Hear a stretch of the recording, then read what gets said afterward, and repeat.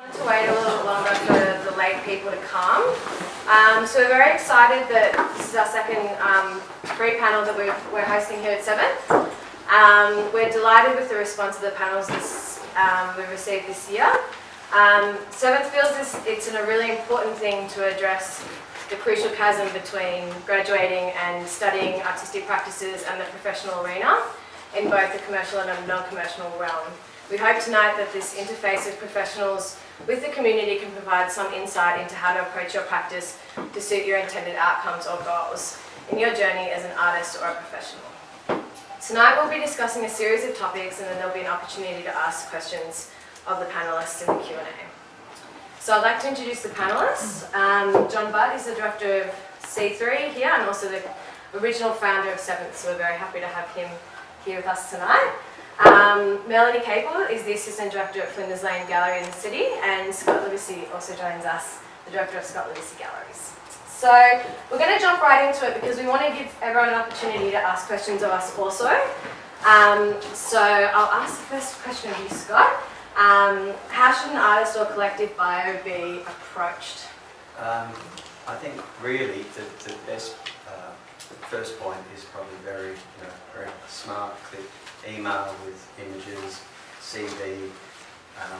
It's very hard. The commercial realities of a gallery like mine and a lot of smaller galleries where there's maybe 2 or 3 of us there, you might get, depending on what's going on, you might get 12 approaches in a week, and it's very hard to write to everyone. And it's also very hard to climb into someone's work, when you've got shows on, and not only do you have, say, the 18 artists you're looking after, but you've got, obviously, hopefully, an army of clients and purchasers, be it architects, collectors, etc., etc. So I think gently is the best way. Very politely, very gently, not to push. It's, some people get very upset if they send a huge parcel in and you can't get through it, and it might not be your bag, or it's just not your client. It's not your client base.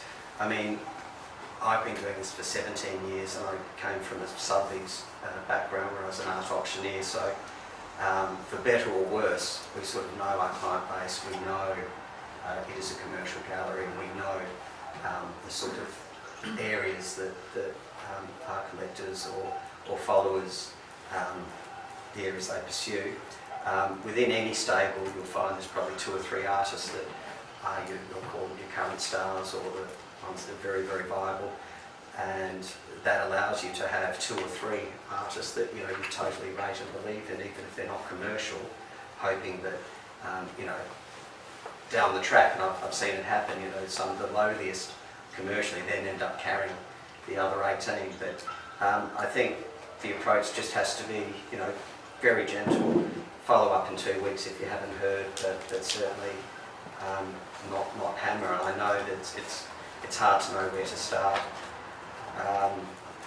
but you find often a letter addressed to you personally is much better. It could be an email. I mean, it's usually emails these days. Rather, you get from to whom it may concern, and that's a definite no. But from graduation shows, you'll find us gallerists, dealers, which we are, we tend to scout around. It tends to be word of mouth. If there's work there that we want to pursue, we tend to find it. It's usually through recommendation. But for God's sake, you've got to try and get your work out there. It's very, very important. Yeah. And you, Melanie, what do you think on that topic? Approaching galleries. Yeah. I certainly agree with Scott. I know at Flinders Lane we get so many people sending in applications, and a lot of the time it's really fantastic work, but we've only got a certain amount of walls and a certain amount of possibilities to show artists. So it does mean that, if your work is fantastic, then that's great, and it might go in a pile that we consider for a group show, or we have an emerging artist show as well that we put on once a year. But otherwise it's just not always possible to write back. But in saying that, it's also important, I guess, not to be disheartened, because the only way that you get on our radar sometimes is by sending those emails. I think I'd certainly agree with Scott to say don't hammer. It gets really frustrating when someone rings up a day after they've sent an email and you haven't even been able to look at it yet. And it's, yeah, it doesn't, it doesn't ever look very good. It's always nice to get someone that, you know, it's been a no, but just, this is my show, that Yeah, or that's something true. like that, just Yeah. keeping you, In the loop. you know, and you know, I must say occasionally you do pick up one of those people you think, oh shit, that's turned a corner, or you know, that's, I can work with that, and you turn up at the show, and so, Yes. yeah, Yeah, that's been quite nice actually. It's nice to sort of see those artists and, you know, they're obviously really active in their practice and they do have shows around and start to drop in invites. And eventually we'll go, oh yeah, that's that really lovely girl that does this work. And just because we can't necessarily sign on and hold a show now, it's really nice having that on our radar too. And, I mean, look, well, it's a bit different for us because we, as a non-profit, we have the, you know, the application process. We used to actually take applications all year round, but we get so many now, we've got to 2 application rounds a year. All the information is on our website, so we spend a lot of time explicitly outlining the things that you need to do to get to put a proper application. So even if you're not putting one to us, feel free to go to the website and have a look, because that's pretty good information. But my thing is that you need to, when I'm a practicing artist as well as a gallerist within the years, you've got to research who you're hassling and what galleries you're going to, because I mean we get maybe a few hundred, you know, 300 applications every round, and out of those maybe half of them are not appropriate to our curatorial vision. So it's sort of what we see is that these artists are going, oh, we'd like to show at that gallery, and they haven't really sort of looked through our catalogues and looked at our curatorial vision, which is kind of hard to articulate anyway, because you also want to see new work. But I think researching who you're going to, why you're going to, do they show work which is similar to yours, or they're sympathetic to your kind of practices? I mean, they're really important, because I think in these guys that say that you probably get a lot of applications from people who you probably would never show their work, not because it's good or bad, but because it's not your curatorial vision. So I think researching and kind of understanding what your practice does and how it might fit or dovetail into another gallery is quite key.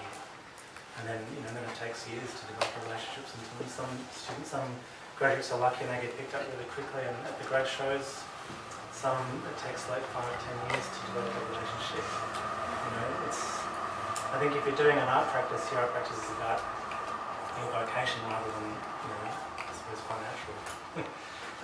Financial, you know, remuneration. So it's really about planning it for you and what you want. So you really got to sort of look at your strategies, look at the kind of practice you have, and then really try and, you know, make relationships with galleries who you think might be sympathetic to your practice.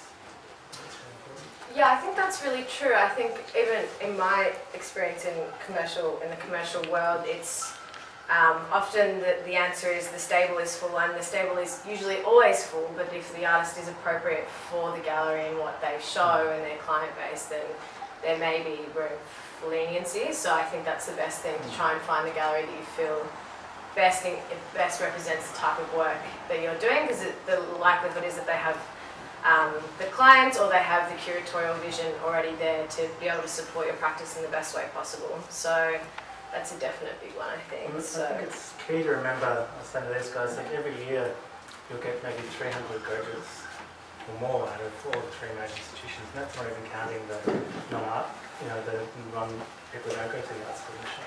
yeah. So you've got 200 or 500 graduates coming every year, and you've got all these commercial galleries or artist-run spaces or whatever, and there's just not that many opportunities. So it's more and about... the galleries have halved really in the last 10 years too. That's true.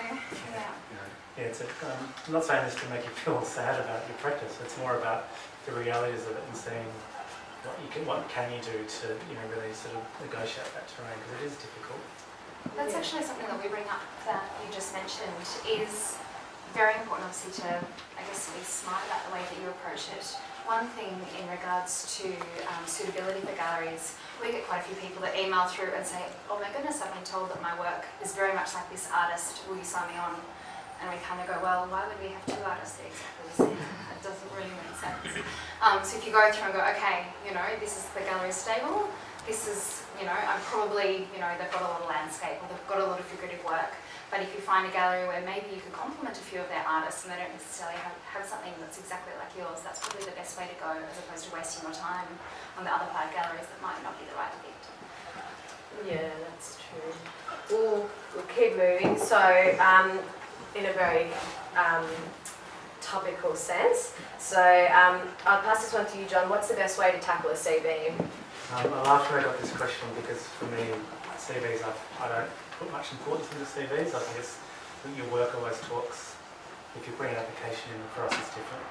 But we kept getting people bringing us up really anxious, going, we don't see, do we have to put a CV in with the application? And we just got tired of people getting nervous about it, so we didn't want them to feel it.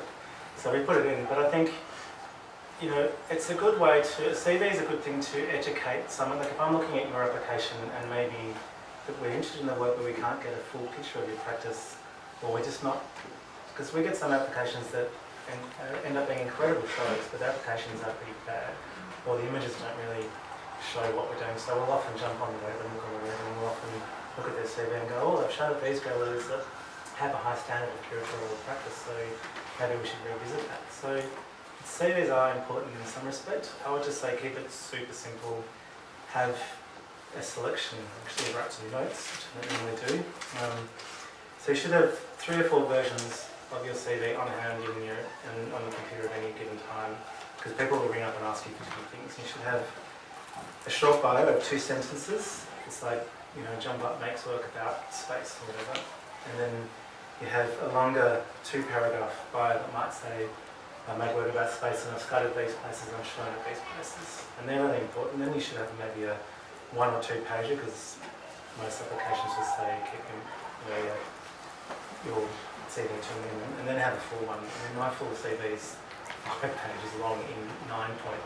It's stupid, and it doesn't really do anything for anyone. So I think suggest that you take out. I mean, if you're giving, say, a CV to one of these guys, perhaps you might want to look at your exhibitions that you've done that might be of interest to them. I mean, you can't, I think as your comment just then, you can't really second guess what people are looking, but it's good to kind of maybe cherry pick your CV a bit and tailor them for who you're giving it to. So don't put everything, and don't put you worked in a coffee bar or anything like that. Yeah.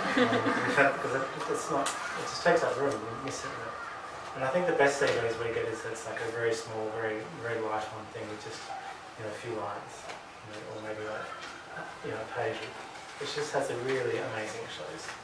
And there are no artists that do CVs that they might have shown 100 exhibitions, but they only put 7 exhibitions on a CV. Because you try to send a message to someone. Yeah. And Mel, that's certainly something that we've discussed as well, keeping them organised and short and to the point.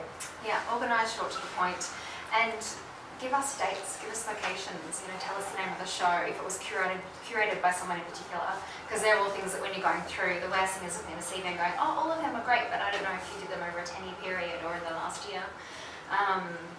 But yeah, it's definitely clear and concise, and just, be proud about what you've been doing with your work and put it forward, I think. Yeah. Artist statements are very important. Yes, that's true. Very important. But clear as well. I think we talk to a lot of people about art statements and bios and the language you should be using. And I think at art school there's a lot of pressure to write academically about your work, and that's okay for some things. But if I'm looking at 300 applications in a day with a team, we don't want to read a big tract. It's really dense. We're just like, oh, come on, hurry up. You sort of keep it clear and concise and very plain language. I think that's really cool. And that's certainly true for when the bios come from the artist's hand to the commercial galleries, and I know from my experience that the bios stay relatively the same, they're not changed too much in terms of what the actual content, so the clearer and for your audiences in the commercial world is better, and would that be right? Yeah, and really, again, it's the images that are really paramount. It's either going to catch your eye or it's not, or the approach, whether it's very polite and humble and that something out of the ordinary instead of being sort of very simple artist statement. I paint bums, I'm obsessed with bums, or whatever. Keep it simple. No, I never got one of those either. That actually brings us to our next question for you, Mel. How do you document your work correctly in terms of image taking, and how to also send those to the galleries once you've taken them for their easy referencing? This is a big one actually. When Soph and I were sort of collaborating about this session, as I said before, we've got an emerging artist show on at the moment, and wrangling 11 emerging artists with getting all the things that we need can be very painful, as much as I love them all. Images is a huge thing. It's basically with all the CV, the artist bio, your name, where you studied. If you don't have good images, then there's no point with all the rest of it. Because the gallery has to maintain a standard, and if Yeah. the images are substandard, they can't go online. You can't present. Clarity. So it sounds really silly, but taking a photo of your work on the wall that's the JPEG is labelled with your name, the title of the work, the dimensions, all of those things, so that when you are sending through something, you can say, these are my 5 paintings and list them, but if we then get a group of JPEGs, we don't know what painting is which, especially if we're getting group submissions, make sure that your name is there, the title of the paintings, all of those kind of things. Clarity is a big one. You'd be surprised how many images we get that are blurry, or the edges are cut off and we can't see the scale of the work, we can't really make out the medium. So I guess showing yourself off in the best way is the most important. Like I said, it sounds really silly and basic. Also, on that point, also if you're presenting to a gallery, it often will help having, like obviously have professional images, but initially someone next to a work of art, or a sculpture, Yes, that's to a good point. give the physicality. Otherwise it's a guessing game. It really You is. don't know Just what you're looking a at. professional shot isn't enough. Sometimes you might have to have someone next to it, or a chair, or something, because physicality is very important and very hard to I gauge. think when we document our shows, they'll always have, say if you put 8 images and you bring 8 images in the application, you have 2 install shots and the rest can be details. Because you want to get not just the scale of the work, but if you're doing work which is conceptually driven as well, you want to have the relationships to architecture and scale and all those things in there too. That's really important. We had a great application recently actually where he did that. He listed all of his works, had all the details, had 3 different shots from installations from 3 different shows with just how different ways that his work could be placed. And it allowed us to go, oh, okay, that could really work in our space in this sense. It was nice to have a big overview of how work can be in the space and how you can view it and interact with it. Yeah, that was a stand-up. I think too, if you are having an exhibition, you're going to document it. I mean, I document I'm a photographic-based artist, so I can take a reasonable photo with. But if you're not confident, or if you're not really professional, I mean, invest in, there's plenty of artists, photographers from PCA and stuff who do cheap documentation. And I think it's pretty key to, if you're doing a really, investing all this time and money into a show and you're putting it there and it's in the gallery, you want to be able to show that most people see it online. I mean, you might get a few hundred people or 1,000 people coming to a gallery like this, but the rest of the people are going to be seeing it on your website or in the applications. And you know, it's an expense that sometimes is difficult to bear, but I would highly urge you to think about trying to get the work professionally documented. You know, people like Christo Cochran are great, and you know, some people will often, you know, you can also, I mean, in the early days I used to wangle and do deals and like swap artworks with a photographer. And, you know, I think that when we're seeing the image, and these guys are right, the image is everything, like, it's about your work. It's not about what you say about your work in the end, it's about your work. And the image has to really, truthfully and adequately show the work and its conceptual underpinning. So, I mean, it's obviously the artist statement's important, but we read artist statements and then look at the image and they go, well, there's no connect here. So, making sure that your images are clearly articulating your practice is really important. Yeah, and like you said, we as a team always strongly recommend that great shots of your works are taken during exhibitions because they're invaluable for future. And like Mel said, when you can see how work has worked in a room, it's a lot easier for us when we're doing applications at 7th to go, okay, that would work really well in this gallery space, or that would work really well in gallery 2, and then we really try and look to see how that is responsive to the architecture of our building. And I know that other artists around spaces do the same thing, so it's really great to be able to get a better feel for the work as an image of itself and in some kind of context. So that's always something to bear in mind for both angles, I think, Yeah. That's something to add actually with this, that I don't think we've another thing is websites. And the importance of, when you're taking all those images, to actually build yourself a website, even if it's basic, and put them up there. Because when people do approach galleries, available to view, it's fantastic. So that would be something I'd recommend too. That was something I was going to really press upon as well with one of the other questions. I think, web presence these days, you should have a web presence. I mean, I feel uncomfortable saying that because I come from, a generation where we didn't always have such accessibility to images. So I feel like maybe if you want to go on the online, that's cool. But I think even if it's like you can have private sites, private accounts with passwords, you can do all that sort of stuff. But it's a really good way to, you can also, one of your questions is how do you break with the idea, like the sort of, the constraints or Yeah, that was the, how do we challenge the conventions as we know them? It's the next question, as we know them. So what's some standout examples of working within and without out of these molds as well? Well, that's what's going to lead into the whole thing about websites and, it's good. I think it's, we'll agree, I think, on that. Web presence is really important because we'll look at applications and the ones that we're interested in, sometimes they'll have two machines in the meeting and one's dedicated to just quickly looking at stuff on the web. So we'll look at everything that you've got put online, like your Facebook obviously, but it gives us an idea. I want to see a bigger practice, not just images. If we kind of go past the point of like how we're interested in stuff, we want to see a stronger sense of it. So having a website, there's plenty of DIY, like Squarespace is really, my web developer, I asked him, can you change my website? He said, I just go to Squarespace, it's cheaper. Squarespace is great. He's too busy to do it anymore, unfortunately, but you can do stuff, like they host, I think it's like $20 a year or something ridiculous to host a site. And it's really easy to build, and I think breaking with convention is ways to have, if someone sent me a link with a little web thing, and I went to a website that was conceptually interesting and had your images, not like tons of images, but anything, I'd be quite interested in that. I think there's other ways. I just put an application to the Australia Council yesterday, and their support material is really a bit behind, even though they updated it recently, because it doesn't, like we're doing website projects, and there's no room in there with support material thing for us to put actual online websites, which I thought was a bit weird, so I snuck them into pictures of articles.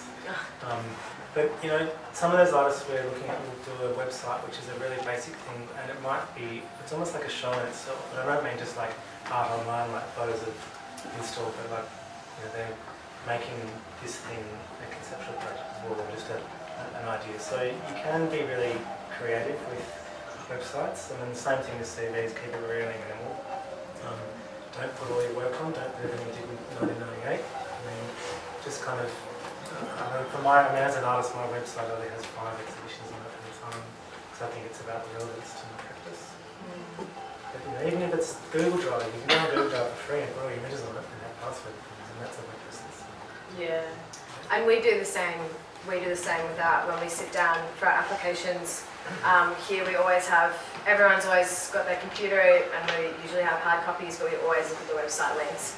And that is sometimes an important tool for us to be able to see further details about the works, or maybe it's a video for the night screen and there's other examples of videos that you can't necessarily fit into the parameters of the guidelines, but it doesn't mean we're not interested in seeing more. So if you've got only the limitation of 5 images and 1 video in what we ask for, if you've got a website link and we're interested, we'll go and explore further. So I think, it's a really invaluable presence, and for us it can make a big difference if we can see how your practice is multifaceted, or if you say it's indicative of style, and then we say, okay, well then here's a few other examples that will add to that idea of it being what the indication of style is going to, the outcome will be. So yeah, I think that's... Additional fun thing to say there, I hope the artists aren't in this room tonight, but we had an application in the last round talking about breaking with tradition and people trying to do things that are a bit more interesting. And they did a video presentation of their application where there's 3 guys and they were like, hey, I'm so-and-so and I'm going to do it. And it was really funny. And we loved it. But it totally distracted us from the application, and we didn't really... I thought good on them for trying to do something different, but in the end it became a foible because it wasn't attractive to their work. Their work was images and sculpture, and this format had nothing to do with their practice. And it was also kind of the humour of it, really. So I think avoid gimmicks if you can, I think, because that can be really distracting. Yeah. And Mel, do you have anything to say on that breaking with convention? The idea of... It's kind of tricky for us from a commercial perspective because the work that we show in the gallery has to be commercially viable. Like, artistic integrity is paramount, but at the end of the day, it does have to be commercially viable. So we do try to straddle the parameters of both. And there are certainly, similar to what Scott said before, there are certainly some artists that we sign on or that we invite into shows that we know might not sell in the commercial sphere, but we believe that they, deserve the airtime in the space and complement other works and things like that. So it's kind of hard to pin it down in that sense. Yeah. We had an example, actually Heidi, and now I'm having a total mental blank of the artist that you sent me the thing as an example of breaking convention. Oh, just Lou Hubbard's show at Lou TCB Hubbard's show, at the moment. For her understatement, she's written, it's a series of letters, communications between her and the subject of the show. So it wasn't Lou Hubbard practices in photography and sculpture, it was, "Dear Simon, thank you for your letter, blah, blah, blah." So that was an interesting example. It was an example. So I think we were having this discussion in our board meeting before the panel about the way that there's different forums to be interested in breaking the conventional style too. So this is a thing where with the commercial world, it's a lot easier to be straight and simple, no gimmicks, and that way the time is an issue, whereas I suppose with artist-run spaces we're slightly more open to those kinds of things, and not necessarily having bios or artist statements that are gimmicky, that are different in the application, but working through that process as something, as an exhibition outcome is really interesting, and that's something that you should think about, if you have upcoming shows of ways, and that is a really great,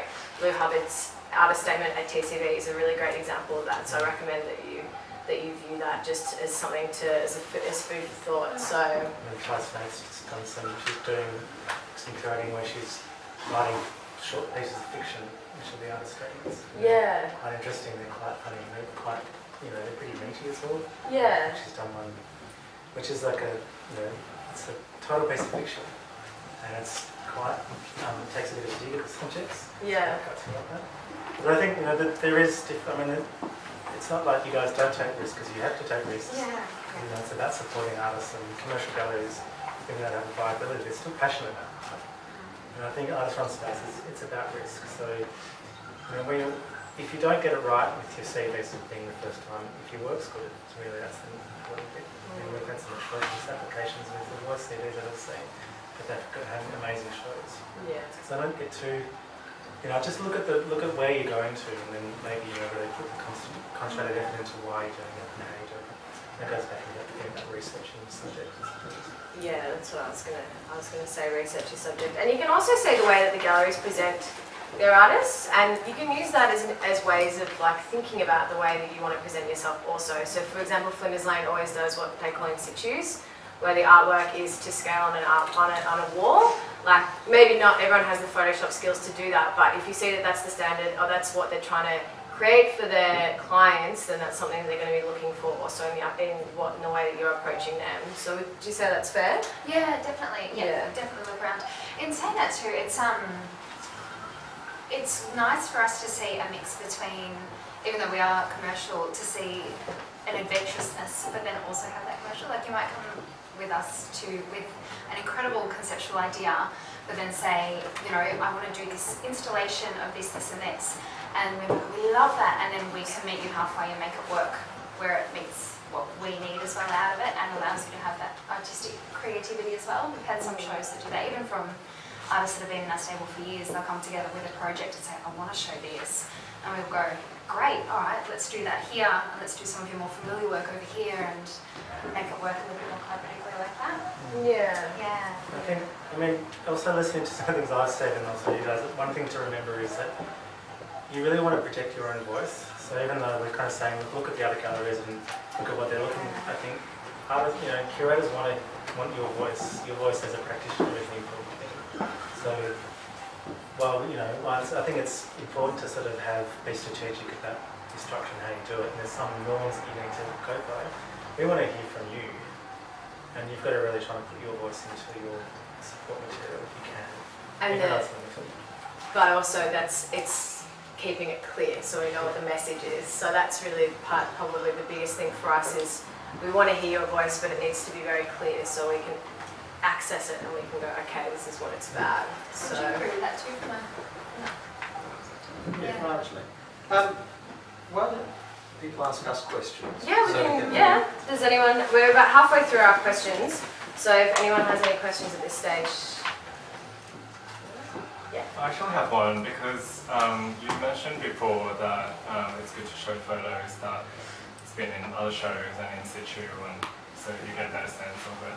But is it sort of like a deterring factor in terms of application that if you show the same work and you're applying, you use like some maybe materials that you have in other shows? Is that kind of like a deterring factor?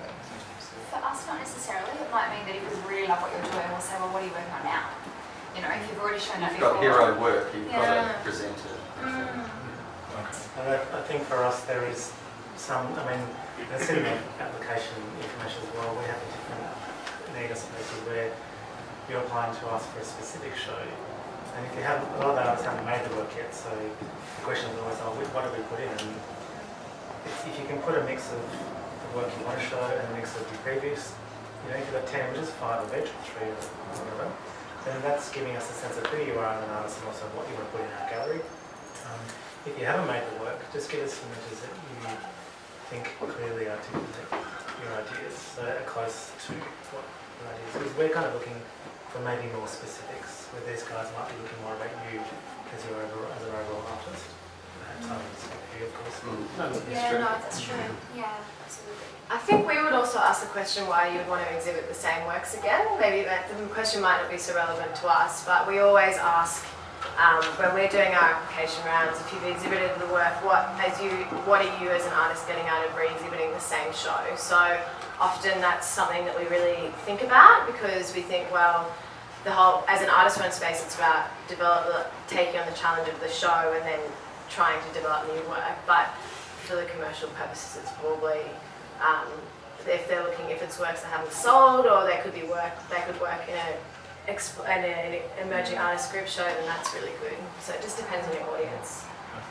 I think too, if you are, one rule we have is that if you're giving us an application, and I'm assuming, was your question more about showing the same work or just having the same? Yeah, I suppose it's kind of a bit of both, like whether you sort of reinvent something from old shows, or whether you're showing that as a new thing that you want to apply for because it didn't.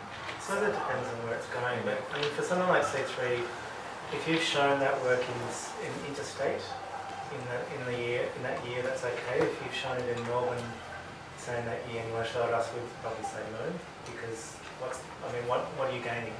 I suppose, and what are we gaining? Because we've got to get something out of it as well as curatorial practice. And so it's always good to. If you're going to make art for your life, there's going to be hundreds of shows. So I think be strategic about that. Is there any other questions?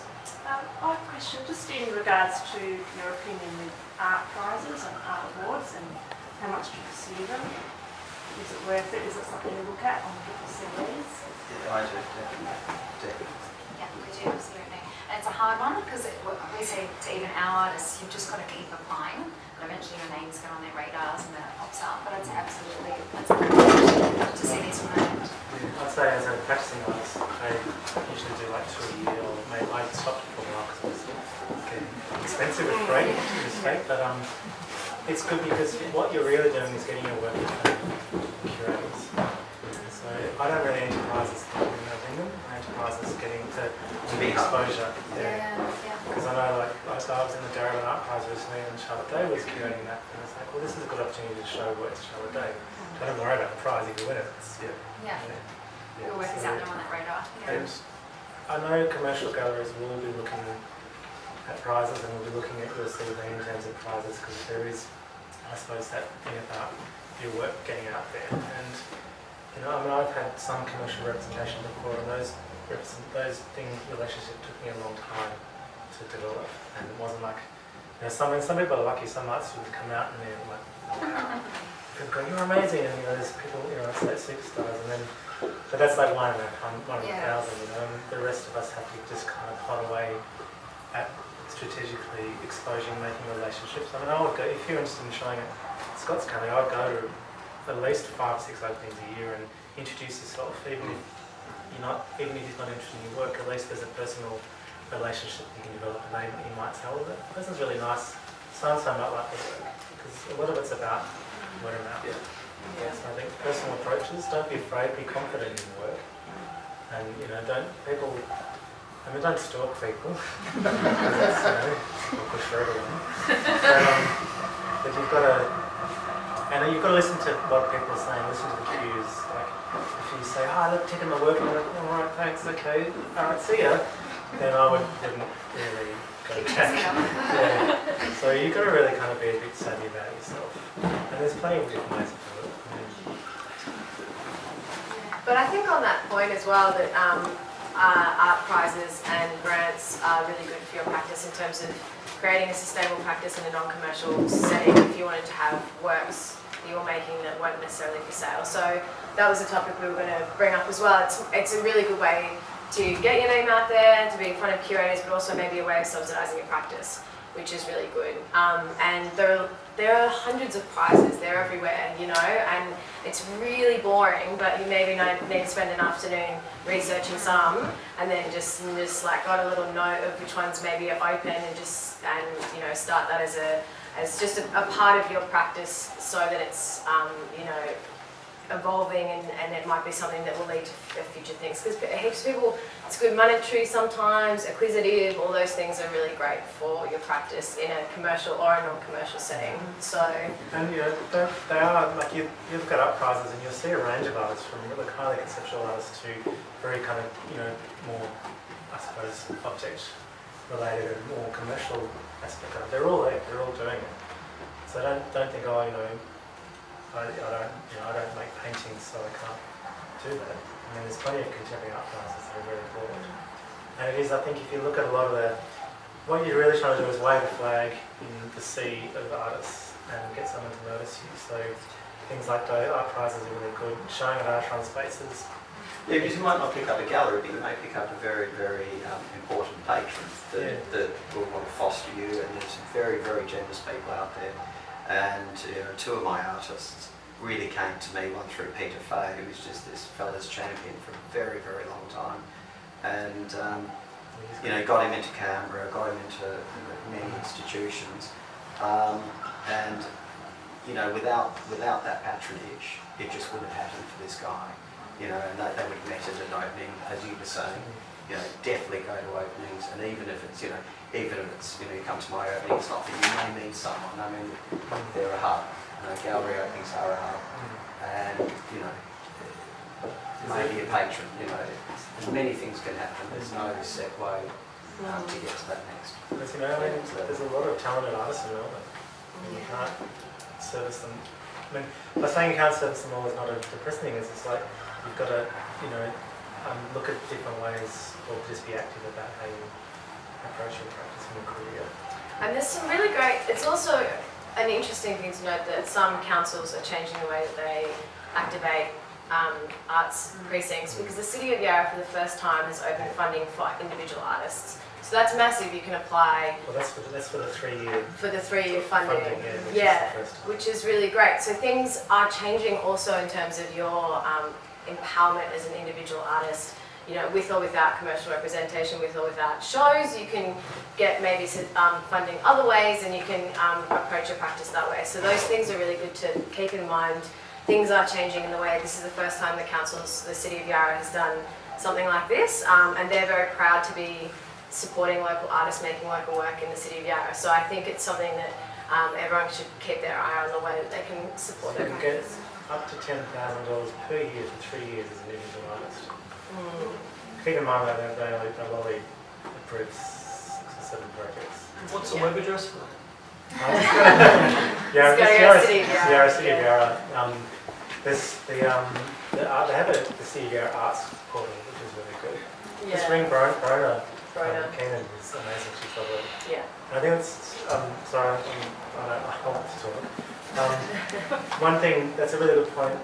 Councils are really, like art prizes, councils, like you should, and then there's nothing in it for them. Like, you know, like I'm in Darabin now, and Yarra and Burundara, they all have really good arts offices and small little projects, and project spaces and curators. And they've got nice, small, special project grants that Yarra, you can apply any time of year for $1,000, as long as you either work or live in Yarra or you show you work in Yarra, or there's some connection like that. And then you get back when you're on their radar. So, you know, all those little things with Yarra. Yeah. So it's kind of the expectations you really need to manage, rather than saying what is a commercial work of art. You should be saying, why do I want to make art? And if you're really, passionate about why you're making these arts and your art, and I don't know, actually I'm not going down that road. But it's the reasons you make it should be the most important things to you, I think, as an artist. And for a gallery, it has to have a mix. We represent still art. Now that's really a financial disaster. And it's such an important artist, a worldwide artist, that we get probably 3 inquiries for, to borrow works of art or reproduce images. But, the gallery needs it, just like that. But it's not a commercial. It's not a commercial situation. We have some artists that do both really well. They want to live off their art practice, and so they can't always do conceptual work all the time. So they have to balance sort of a bridge between both. And they might do shows with us that are a cross between the two. Like I said before, they might do an incredible installation that is really propelling their practice, but then have works that they know will cover their framing costs. And then they'll apply to a regional gallery and give them a totally just installation show and have that show and give us new works for our stockroom. So it's taken a bit of practice. I think we've got a few artists that do that now. And they say, yeah, we want to do this and we need to balance that line, and they do it really well. And I think it's the opportunity of diversity of spaces. So you can be in a commercial gallery while still exhibiting in RSV, it's all regional galleries and things like that. And I think that's really fun, and they're just so much more vibrant because of it. It's really nice balance. I think some of it is it's probably about 10% of it that's trend based as well, in terms of what people are interested in buying. You would typically think the video art is something that's really saleable, but also Tim Olsen sold 5 video works for almost 50 grand a pop, at an art fair, and those things are selling too. So in some respects, you can say that it's things that you can understand as saleable, like paintings, but then on the other hand, it also depends on what people are feeling like is, what they're in the mood for. It's very sort of a subjective thing as well. So the galleries do their... I think the bottom line really is a saleable work is usually an artist who has talent and the work's great. Yeah. And that's undeniable. It's like you can't really create that. Yeah. So any last questions for anyone? Very quick one. It might be a more commercial sort of question, but what's your personal opinion about exhibiting interstate? Is it worthwhile? And then it can just be as simple as that your $1,000 City of Yarra grant contributes to your artist fees at 7th, for example. Then you have a show and document it really well, and then you've got something to show for your next. And these things can roll over, but it doesn't have to be as financially hard if you're looking for other avenues to support your practice as well. So. And it also hones your CV skills. CV skills, yeah, which is good. The more applications you put in, the easier it gets, believe me. Yeah. City of Melbourne have a good one too, actually. Theirs close on the 14th of June. And they're the same. They've got individual artist grants. They've got a new lot of residencies where they're trying to activate old buildings that are in the CBD that aren't being used. So I know the City of Melbourne arts grants. So they're really great for that kind of thing, in that they've got quite a broad range of where you might go, oh, maybe I will tackle that one project that I've always wanted to do, or just get funding to put on a body of work at, the Dirty Dozen, or over in the street station or something like that. So yeah, they are great, and they really support it. You just call up and make an appointment, and it's easy. Yeah, they're there to be a support mechanism. So any other questions? How important is social media? Instagram? It's huge. It's become huge, but there's so many people that say they want a gallery and they come and see you, and you think, well, why? You're selling so much work on. You've just got to work out if that's your thing. Like, who's the girl that draws CJ? Oh, CJ Hendry. Who had a show up there? She doesn't need a gallery. No, she's got a manager or a deal or something, doesn't she? But look, it has changed, and it's taken a huge chunk out of the galleries that emerging artists. So many people are running around thinking they're onto something on Instagram, and they'll spend, up to 10,000 on an image on a phone. So that is a huge, for better or worse, it's a huge part of that little market, a huge part. But I think it's very important to have a very chic, if you're on Instagram, not necessarily to sell, but have a very chic presence, which is like a CV, a visual CV. Is very important. And people, FOMO is huge. I mean, people, if you're getting like 20,000 likes on your artwork, people are going to, that artist is hot, we're going to, and it's really hard to get a lot of likes. I mean, you have to work. Social media is not easy. I mean, we put huge amounts of effort into it, and you might only get a few points of engagement. I shouldn't say likes, because that's not what it's about. It's about engaging with your audience. But artists, I think Instagram particularly is a really savvy spot for artists, because you can be really strategic, and it's free, and there's a massive feel out there of people who are going to look at it. But you just don't put your breakfast on all the time, or your dog licking something. Just you kind of, it is. If you're going to use it as an art tool, then you need to think about that as a professional tool. But I know people, there's artists out there who have massive followings, and it's just because they put nice images on their thing. And well, that's a nice image. I like that. That's all it takes. We find it huge for, we've found it really good for FLG in a few ways. First, it bridges the gap between us and our audience. So a lot of people that thought, it's a bricks and mortar gallery, is suddenly so much more accessible, and people can engage and comment, and that's really great. The same thing, people comment on work, so oh my goodness, I love it, how much is that? And something go on that. Also, to people that have come and visited and then repost, you see that and go, oh, who's that? And they might be a great artist, and oh, their work is really amazing. And so we follow them, and even though it's it could be either a short game or a long game, but it's a really lovely community to, I think, nourish, and a really good platform to take advantage of for all of those reasons. But just be cautious of the commerciality aspect, because people get really turned off by it too. Yeah. Start saying, hey, this This is is for sale now. Oh, yeah, no, exactly that. People love the process too. Like, we even encourage our artists to say, do a photo of you with your cat painting, and we find that kind of level of engagement is really nice, as opposed to You've got a cat, you should go right. Having said that, what is your opinion on artists? I know for us, we would never look at an Instagram or a Facebook in terms of our application process. Is that something that you would look at in terms of choosing an artist that could join your stable, or it's not? So it's a bit of a push and It pull. doesn't matter how you come across it, really. If I see something that I think has legs, I'll chase it. Yeah. It's a great hunting ground. And I know there's some dealers that won't actually be online themselves, but I know they're trawling through. And they're trawling through all your followers, and they're trawling through your artists, and there are a lot of people spending a lot of time. It's great imagery. Dark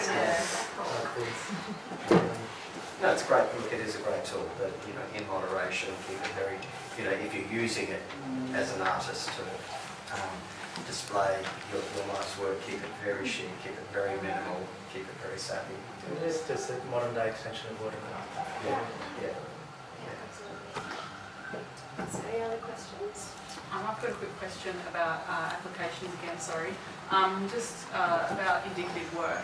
If you're, say, a photo media artist, and you're working mainly with images, but you want to branch out to something like video work, how do you show something like that on as an indicative work if you haven't produced it yet?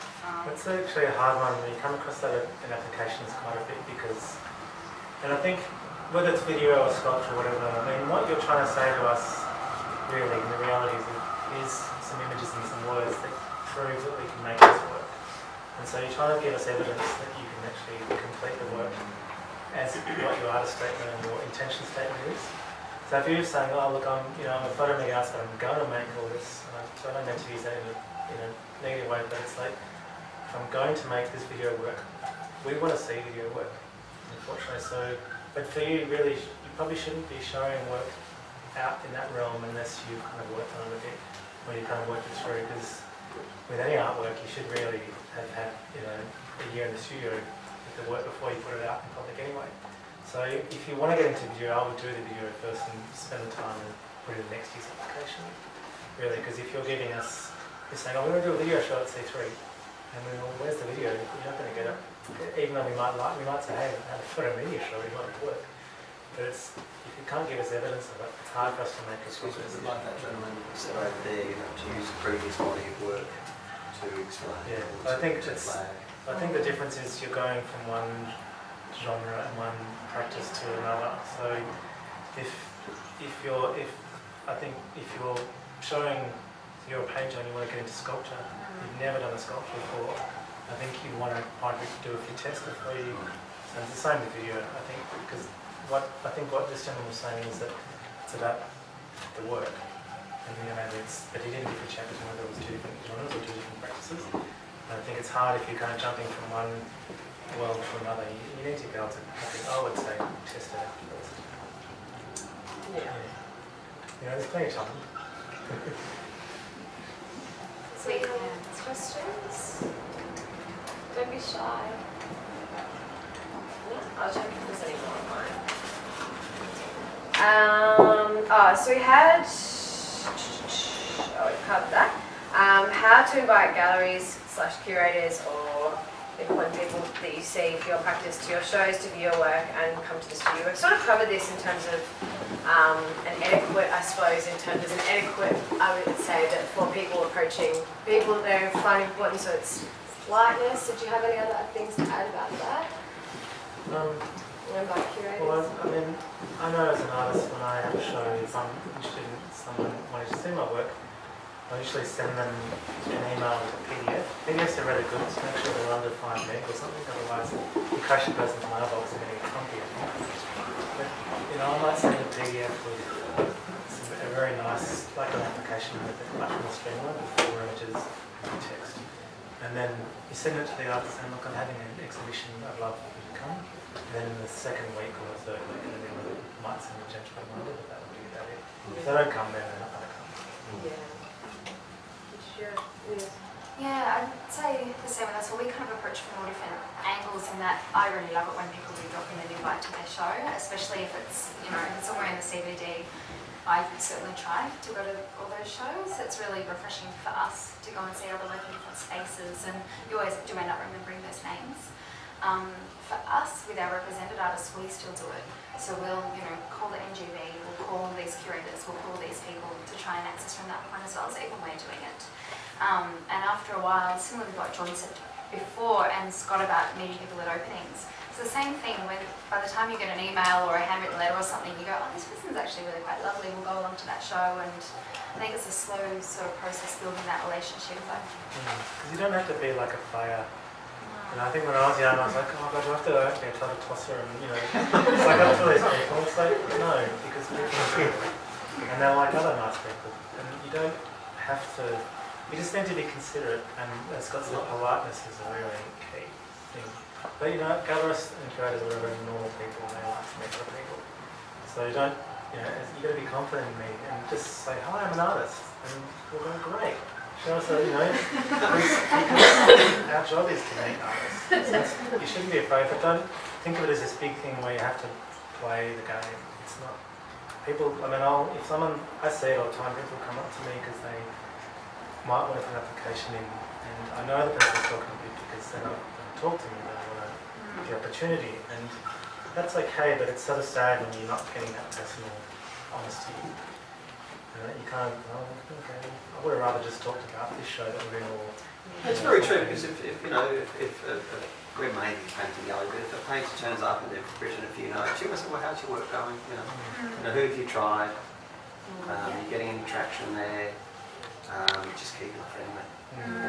Because some gallery dealers might not like your work or might not find it appropriate, but they'll still remember you and think about you for other opportunities. Mm. Because really the community is a community.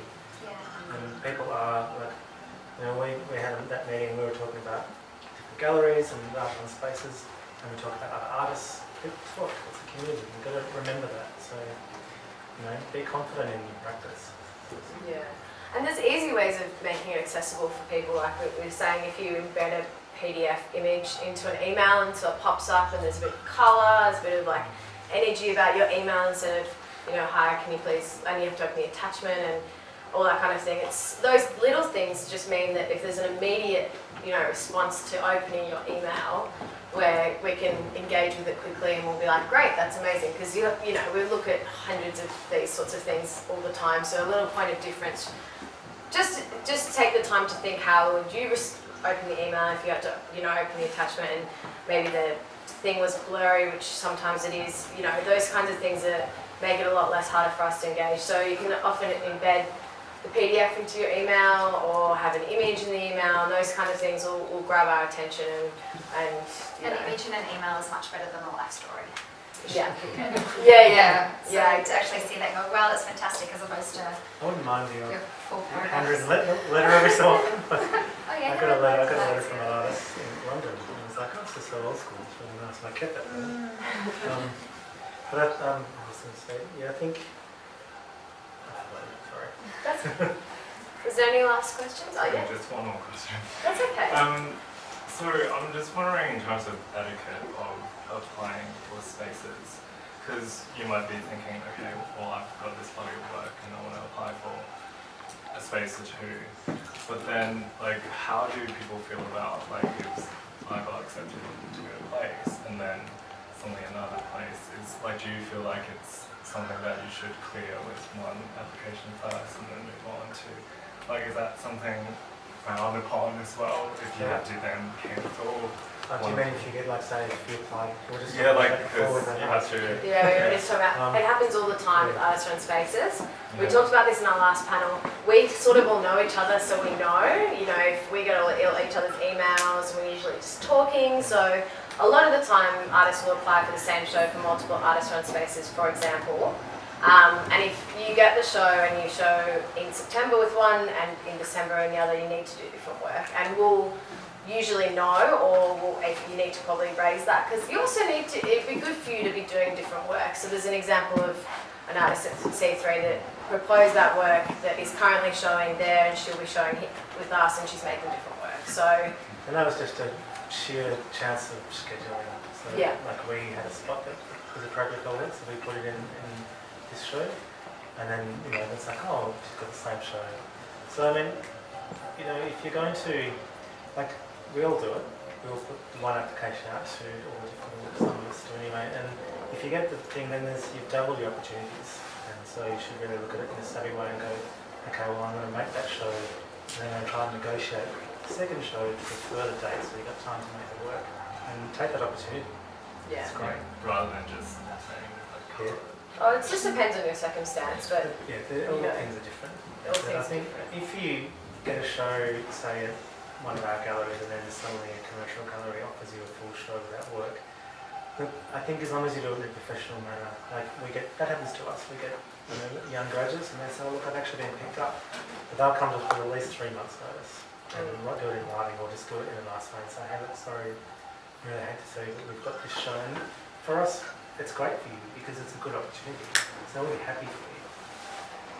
We do that Just too do from it, a commercial perspective too, with the exact same thing. We might have an artist and go, oh my goodness, we love you, we'll sign you on, and they say, well actually we've committed to this and this, and we'll go, okay great, you know, acknowledge that commitment, but then you come on board with us for new works and we manage it that way.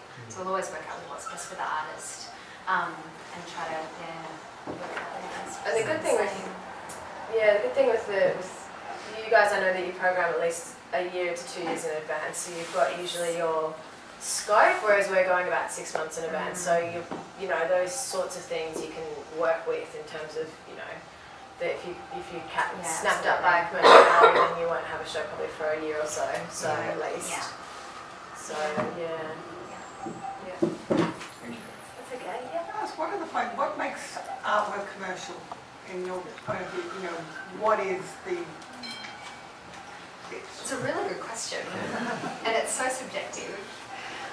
Look, for me, and essentially we're a painting gallery, but obviously drawing and some sculpture, from a Sotheby's background, and from starting at Giles and Sotheby's, you just get a feel.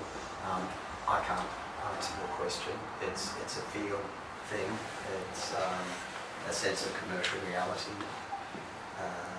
It's a very hard thing to answer. It's similar to from what Scott said before is like galleries have their client base, and yes, of course, you're trying to grow that all the time, but you do know the aesthetics and the values of your client base, and then you kind of work in tandem with that to reflect your stable. So you think about how either the artist you're inviting in, or if a represented artist is changing direction, you know, how it can benefit their artistic growth while also being still able to, it might challenge the client base, but still have some kind of resonance with them as well. But that doesn't give you really dot points. It's just, again, with Scott, it's that kind of being intuitive. I won't say the artist was a very elegant old boy, used to show at the gallery, and then his wife became very ill. He became very consumed with what was happening in Manus Island, and he gave me this body of work that was, you know, basically huts on Manus Island. It looked like Auschwitz. It really was very, very grim. Now, the commercial reality was those pictures weren't going to be bought, but he judged the gallery on the performance of the sale of those paintings. I was certainly happy to hang them because they were very, very fine paintings, but they were never ever going to sell. I wasn't angry that they didn't sell, but he was. And so, you know if you're going to paint a painting of, you know, a man, you know, rottering someone, you know, that's going to be difficult. James Macon had a show by Luke Scaberus of all these severed pigs' heads on the table, and Luke left James and said, oh, you know, he couldn't sell them. I said, you know, Luke, I couldn't sell them either. Half my clients are Jewish. They're not going to buy a severed. You know, I mean, you've got to they're not, and you've got to have, you know, you've got to be realistic. You know, not everyone has a very broad, you know, imagination when it comes to art. A lot of people just want beauty. I'm not saying my gallery is just about that, but you know, there are commercial realities. I think it's almost like saying what is art or what is contemporary art, because there's no true definition. I mean, as an artist, I would say to you, you need to really think about why you're making art. You know, so it's kind of the expectations you really need to manage, rather than saying what is a commercial work of art. You should be saying, why do I want to make art? And if you're really, you know, passionate about why you're making these arts and your art, and I don't know, actually I'm not going down that road. But it's you know, the reasons you make it should be the most important things to you, I think, as an artist. And for a gallery, it has to have a mix. We represent still art. Now that's really a financial disaster. And it's such an important artist, a worldwide artist, and we get probably 3 inquiries for, you know, to borrow works of art or reproduce images. But I mean, the gallery needs it just like that. But it's not a commercial. It's not a commercial situation. We have some artists that do both really well. They want to live off their art practice, and so they can't always do conceptual work all the time. So they have to balance sort of a bridge between both. And they might do shows with us that are a cross between the two. Like I said before, they might do an incredible installation that is really propelling their practice, but then have works that they know will cover their framing costs. And then they'll apply to a regional gallery and give them a totally just installation show and have that show and give us new works for our stockroom. So it's taken a bit of practice. I think we've got a few artists that do that now. And they say, yeah, we want to do this and we need to balance that line, and they do it really well. And I think it's the opportunity of diversity of spaces. So you can be in a commercial gallery while still exhibiting in RSV instance or regional galleries and things like that. And I think that's really fun, and they are just so much more vibrant because of it. It's really nice balance. I think some of it is it's probably about 10% of it that's trend based as well, in terms of what people are interested in buying. I mean, you know, you would typically think the video art is something that's really saleable, but also Tim Olsen sold Fly video works for almost 50 grand a pop, you know, at an art fair, and those things are selling too. So in some respects, you can say that it's things that you can understand as saleable, like paintings, but then on the other hand, it also depends on what people are feeling like is, you know, what they're in the mood for. It's very sort of a subjective thing as well. So the galleries do their... I think the bottom line really is a saleable work is usually an artist who has talent and the work's great. Yeah. And you know, that's undeniable. So you can't really create that. Yeah. So any last questions for anyone? Very quick one. Just it might be a more commercial sort of question, but what's your personal opinion about exhibiting interstate? Is it worthwhile? Definitely interstate. You know, we have connections with all sorts of galleries interstate. You know, there are, from a commercial perspective, you know, our artists have galleries, you know, 2 galleries in Australia at different states, but just in terms of different shows as well, it's nice seeing that an artist has put themselves out there and has made that contact with Newcastle and gone and had a show there. I think it's fantastic. It depends on how prolific, you know, how much work can be made and spread around. Like I represent one fellow, Ron Francis, who lived in a very remote part of Adelaide, now lives in a very remote part of Hobart, and it would probably take him 6 to 8 weeks to make a painting, and he just can't have 2 galleries. It's just totally unviable.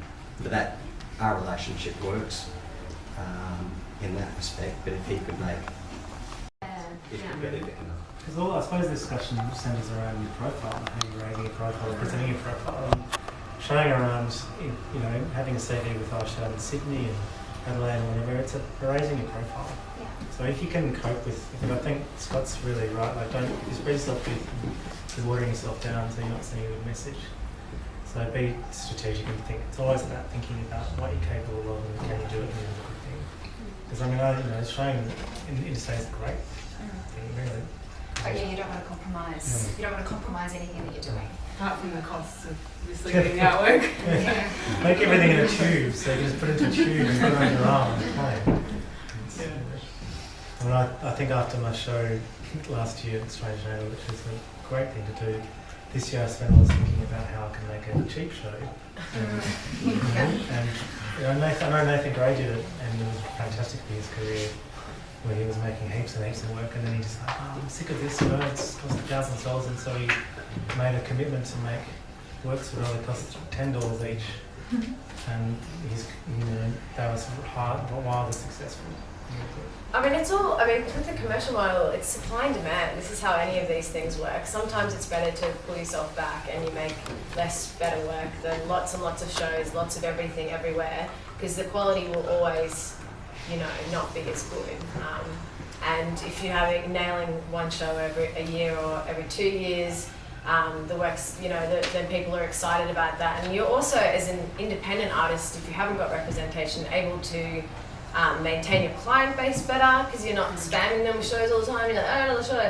And they will want to come back for new work. And I'm sure that's the same with clients and commercial galleries too. So keeping a consistency but having a high quality, not trying to do everything is probably also That is trying to be careful. You don't want to have a show in Melbourne and then commit to Sydney and leave Melbourne high and dry with all these clients that loved your work and now won't see you again for 2 years. And so balancing that between making sure that, you know, you are really nurturing the people that do love your work and not trying to cover yourself as really soft and thin. And I think if you're showing in 2 states, you really want both gallerists or dealers to be very cohesive about the vision that you have and with each other, and especially pricing. I've seen so many artists just breaking through and the pricing's just been completely fucked up because someone, you know, there just hasn't been, it's not cohesive. Like you might have had a great success in Melbourne and then Sydney, I don't know what it is, but little paintings in Sydney, they price at a very, very high level. And so I've had 1 or 2 artists, you know, where at a certain size, there's just no point even showing. Because once you go forward, it's hard to go back. Can't go back, yeah. Although that's a very funny thing too, people always say that, and sort of Rob calls at me now one night and he said, well, oil goes up and down, gold goes up and down, but in the art world we say that, you know, if a painting is 30, it can't then be 20, and it is very hard to lower the... Which is silly, because really it should, you know, I think what happens with that is But it has to be people tie strategic, value though. people tie value of an artwork with reputation. So once your value starts going down, down, oh, like, they've what's lost going it. on? You know? And that person who did buy the work at 30 grand is going, well, what have I bought? You know, I well, I mean, guess David Cromley is a good example of it because he um, was selling his work for. I have to say, I'm not very interested in his practice, but I know he was selling his work at a very high level to investors and super funds and all that, and then he started selling on the side, didn't he? Yep. And his gallery went, can't do that. And his paintings are like worth virtually nothing now. Yeah. So, you've got to be, I think it's what I'm saying, I know I'm repeating myself, but just be considered at everything you do. And just think about it logically. Yeah, smaller increments are better, much better. But if you're in two places, really, you want those two people to get their heads together. there actually Share. aren't many artists that can manage that, No. that are represented commercially. A lot of them can't handle 2 galleries just because of that reason. It's just such a big workload. I think as an unrepresented artist, it's really good to have the diversity on your CV and show that you're showing at different spaces. But in regards to expectation of workload, it is really hard for If you're starting out, I would totally suggest showing at all the artist spaces because that's a way to raise your profile and you're meeting the community and you're building your practice. And I think when I left RMIT Sculpture, Peter Cripps said to me you're going to have 4 shows a year, and I thought that was an extraordinary amount. But what he meant was 1 solo and maybe try and be in 3 group shows, and that's a pretty good number. That might be a bit too much for some artists, or it might be perfect for others. There's no rules. But you really should be just continuously rolling along, ticking away, making work, trying to get out to. Because the more, like if you show it, try and get, say, start small and go to some of the galleries that maybe a bit more open access. You have a show, you get great images, then go to another, and you just keep building up.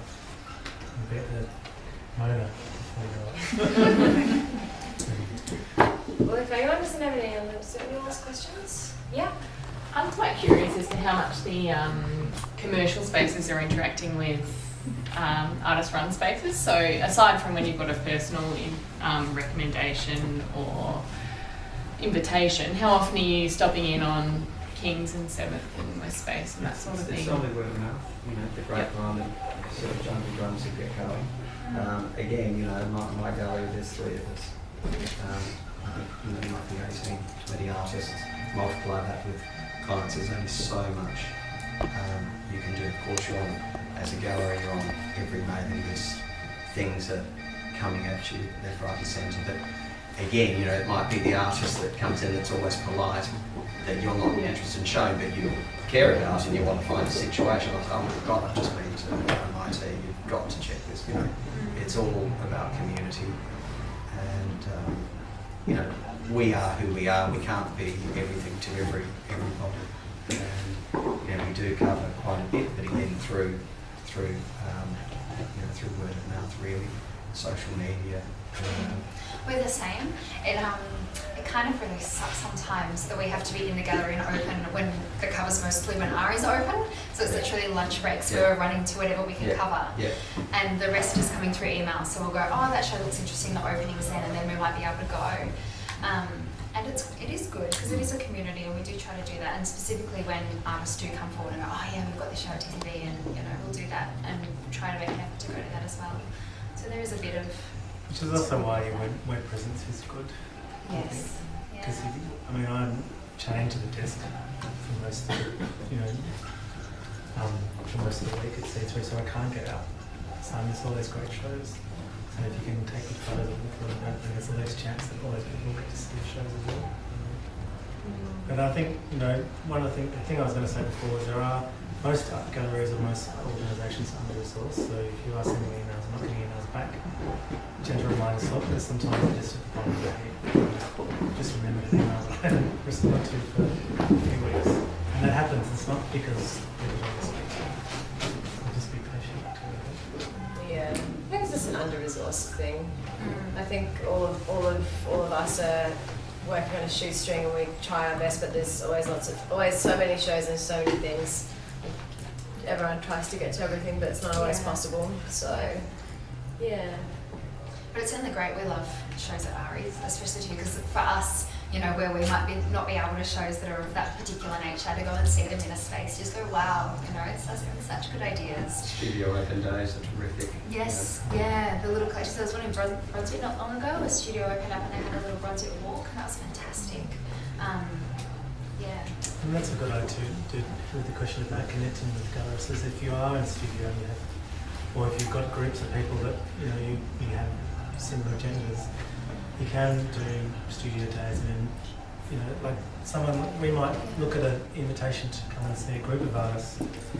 You know, even if it's in a pop-up spot or something like that, it's probably more practical for us to go to that rather than to go to each individual studio. So, you know, pull your resources as well, and,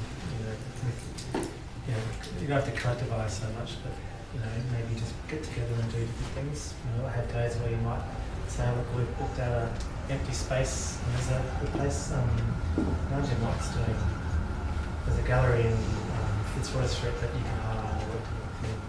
And they're great spaces because you know, it's a nice clean space. You can for a week have a show, invite all your gallery directors down, and a few of them might turn up. That one's called Second Space, if Yeah. anyone's interested. Yeah. Cool. And gallerists use it as well. Second space. Yeah. Second Space. The open studios are great. Paradise Hills does a really good one, so you can just go and wander through, and that's really great. I mean, I know dealers and commercial gallerists have gone down there who I've talked to, been through those studios.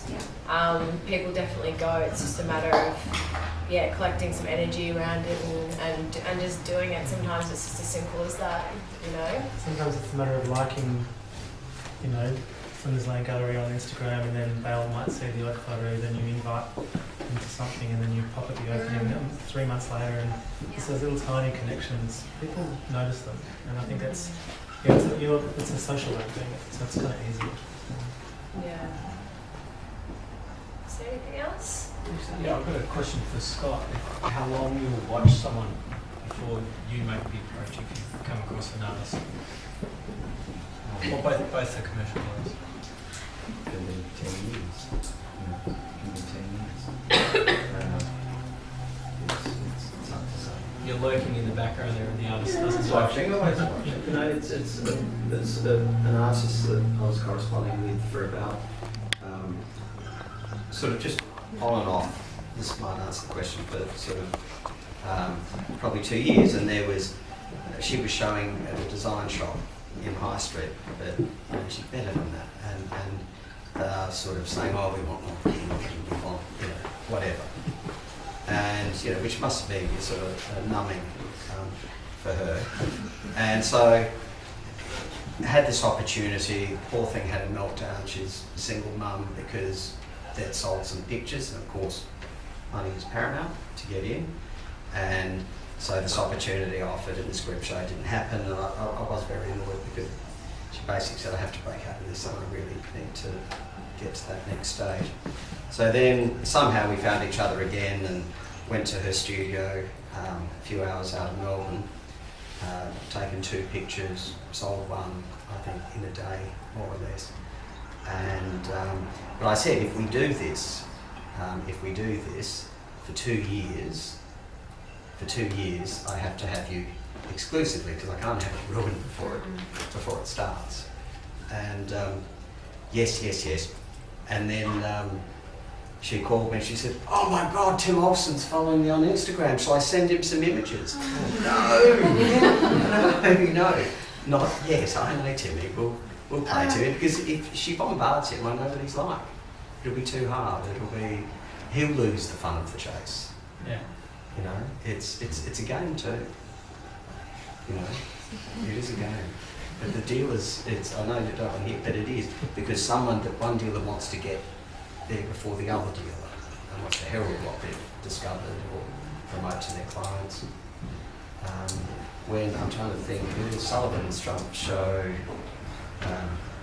Karen Black, a beautiful artist that Tristan Koenig had for a long time. Oh my God, when she was unsigned, the Jungle Drums it was mayhem. Melbourne and Sydney trying to get hold of her. But if she'd actually approached all those galleries, you know, they wouldn't have been as interested. So again, it's that gentle It's hard. I know Or it's hard. some kind of desperation or something, like Yeah. approaching people. But the whole Tim thing, I know Tim. You know, if she thinks, oh my God, I've got all this work, he'll just, Okay, no. yeah, he wants to discover it. So I said, no, we'll reel him in, and we will. You know, For us, it's really hard. I think it's kind of maintaining that being selective because you do get Yeah. bombarded with so much stuff. You want to say, actually, you know, I want to commit to this artist and do Well, it's it. taken 2 years for us to find one another and go, right, now let's go. Can't have it dismantled before it gets going. Yeah. You know, it's taken 2 years. Is that sort of Yeah, answer? I was just curious. I was speaking to another gallerist and they said a similar thing. And just wondering if there's anyone lurking out there. Yeah. Well, and all You galleries. can hope. I mean, all gallerists have favourite galleries. Mine isn't mine. I love Murray's gallery. I think he's got the most beautiful gallery in Melbourne. You know, so we're all sort of slightly competitive and have admiration for other gallerists and the way they do things as well. It's, you know, it's not, there's no manual, there's no, at the end of the day, you've got to find someone, whether it's a patron or a gallerist that champions you, that gets you, that you have a common vision with. That's not always monetary, you know, at 70s it still are. But you've got to be very clear and concise and know where you want to go and what you want out of it. And you've got to tell the prospective gallerist that, because they think, well, hang on, I'm paying $95,000 in rent and outgoings and staff and blah blah blah, and you're going to have 5 shows of balloons or something. You've got to know. You've got to know. For us, it's a real mix because we really love the show that we've got on now. We love our Emerging Artist show. For the reason in getting to ARIs, it gives us a chance to go around to grad shows. It gives us a chance to go through all those emails from unrepresented artists and go, all right, is there actually anything in here that we can work with? And by the time we filter that down, we've got 10 artists at the gallery at the moment. Often in that 10, you end up finding really lovely gems. And I think every year, for certainly as long as I've been in the gallery, we've signed 1 or 2 of those artists on and said, these are actually fantastic, and they might be at the start of their career or at a midpoint, but just have been unsigned. So there's that kind of element to it as well. And then the same as Scott, where there'll be an artist on your radar, and it might take a while, and then suddenly go, actually the time is kind of right now, and let's pounce and invite them in to do that. So it is a bit of both. What's the main genre of the artwork you represent? At Flinders Lane Gallery. Yeah. It's very diverse. We do have some beautiful realist painters, streetscapes and landscapes. We've got some really great abstractionists as well, some that are very, traditional abstraction, and then some that are using quite contemporary mediums. We've also got sculpture. And in the exploration shows the last few years, we've tried to show some form of video art. We don't represent any video art at the moment, but just to kind of diversify it. So it is really mixed. And that reflects client base and client interest, and being able to have works that are they're all at a very similar high quality, but very diverse in their content, I guess. But, yeah. And you? Mainly painting, figurative abstraction. And as I'm only painting too, actually. Yeah, mainly painting. And for C3, what's your main presentation day? Well, we're contemporary art. We're non-profit contemporary art, so our agenda is more about. We don't actually have a genre. We have painting, we have sculpture, we have video, we have relational work, we have performance, sound, video. I think I had a show where I was in a 150-foot crane throwing rocks into the garden for an artist. Got paid to do it. It was pretty good. That was OSW, it was an amazing collective. We don't have any genre, we're just interested in ideas. So what we're looking for is interesting, unique ideas that I suppose are dealing with the forefront of critical thinking in art. So, but we'll also show very traditional genre, like I suppose the media, like we'll show very traditional painting, but what the artists are working with might be quite cutting edge. So there's no rules about material and idea, it's the combination of the difference. Anything else? Probably should wrap it up. It's almost It's almost 8 o'clock. If anyone has any further questions, feel free to approach us after the panel. Otherwise, I think we'll wrap it up for tonight. Thank you for joining us. Thank you.